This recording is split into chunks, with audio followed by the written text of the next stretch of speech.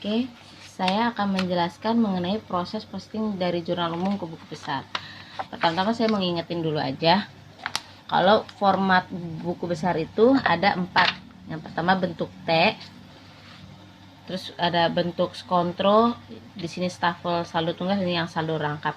Ini bisa di browsing aja buat pengetahuannya mengenai bentuk-bentuk jurnal, mengenai bentuk-bentuk dari buku besar. Silahkan dilihat di internet banyak. Karena ini ada 4 bentuk, bukan berarti 4-4-nya dipakai. Jadi salah satunya aja pilih mau yang mana gitu. Oke, saya akan contohkan kita pakai yang ini, yang staffel saldo tunggal. Oke, nah jadi dasarnya kita membuat buku besar itu, kita lihat ke jurnal umum. Ini dasarnya. Nah, kenapa saya bilang jadi dasar? Tipsnya adalah kalian di jurnal umum itu kan ngejurnal, ada banyak akun. Ada yang akunnya sama, ada yang akunnya memang beda-beda gitu. Nah, kalian kelompokin. Jadi ada berapa akun tuh yang berbeda gitu. Contoh di sini catat ada kas, ada modal usaha, beban sewa, ya kan?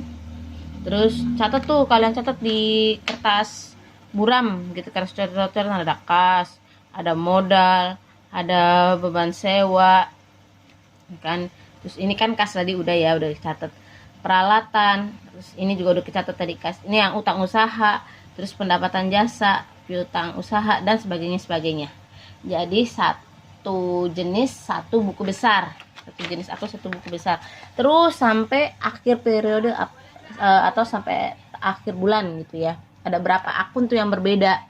Misalkan ada 15 gitu, ada 15 akun, ya kalian berarti bikin 15 buku besar. Nah, cara inputnya adalah seperti ini.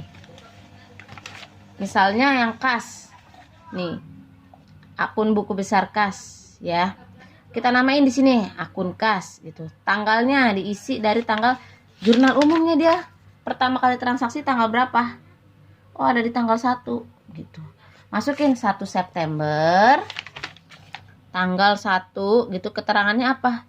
Oh, dia ada penyetoran modal. Di sini kan ada tuh modal usaha atau investasi awal. Nah, tulis di sini. Yang ditulis di keterangan itu boleh akun lawannya apa? Kayak ini kan akun lawannya modal usaha, boleh ditulisnya tuh keterangan kayak investasi atau penyetoran dari pemilik gitu umpama.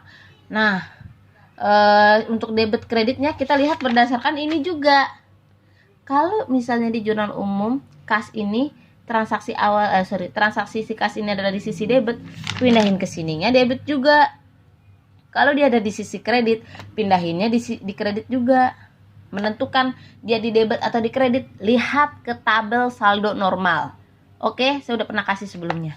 Oke, di sini kita masukin debit 10 juta, saldo jadi 10 juta. Transaksi berikutnya apa? Oh, dia ada rekening lawan nih, masih di tanggal yang sama ya. Jadi jangan cuma debitnya aja kamu bikin buku besarnya, yang di sisi kreditnya pun kamu bikinin buku besarnya. Nih, modal usaha. Bikin tuh, namain lagi akun di buku besar yang masih kosong tuh modal usaha gitu. Di sini nih dia. Ini mungkin namanya si Beni. Jadi akun modal usaha gitu ya. Tanggalnya tanggal 1 September, kan tadi kan 1 September ya. Keterangannya boleh modal usaha, boleh penyetoran tunai, boleh. Nah, itu kalau udah ada tunai itu udah pasti kas tuh. Di sisi mana? Ya kredit, kan tadi kasnya udah di debit. Jadi dia saldonya harus di sebelah kredit. Karena memang saldo normalnya juga dia di kredit nih untuk modal. Saldo 10 juta. Oke, transaksi berikutnya. Udah kelar belum? Tanggal 1 udah nih, cuman ada 2 jurnal ya. Tanggal 4 ada beban sewa, ada kas. Karena dia mungkin bayar sewa nih. Terus pada kasnya di kredit. Nah, gampangnya kita cari, kita buat dulu yang ada di sebelah debit, yaitu beban sewa. Bikin beban sewa. Di sini beban sewa gitu ya. Tanggalnya tanggal 4, tadi kan tanggal 4 di jurnal umum itu tanggal 4, di keterangannya bayar sewa setahun atau mau jadi beban sewa juga nggak masalah. Yang penting itu cuman keterangan aja biar inget. Sisi debit apa kredit? Nah, ini editor juga manusia ya. Jadi dia mungkin salah nih bikinnya. Harusnya ada di sebelah debit, karena beban bertambah di debit. Ya kan? asetnya kita berkurang kan, kas kita berkurang di sisi kredit. Oke, jadi yang untuk buku besar beban sewa dia harusnya di sini nih. Nih di debit sebesar 2 juta. Ini salah nih. Saldonya jadi 2 juta. Nah, yang di kasnya dia di kreditin tanggal 4. Bayar sewa ini sebelah kredit 2 juta. Jadi, nah, kalau dia saldonya ada di debit, ketika ada masuk di sini kredit atau keluar di sini kredit, berarti dia mengurangi jadi 8 juta. Jadi jangan kalian tambahin. Kalau dia adanya di debit ketemu debit, jadinya menambah. Debit ketemu kredit, dia dikurang. Begitu juga yang ada saldonya di kredit. Kalau saldo dia di misalnya di sini modalnya ini kan di kredit, saldonya di kredit. Ada transaksi lagi nih misalnya, jadi modalnya di debit, berarti 10 juta dikurangin yang saldo debitnya dia itu berapa, pengeluaran debitnya gitu. Oke, sampai di sini paham ya?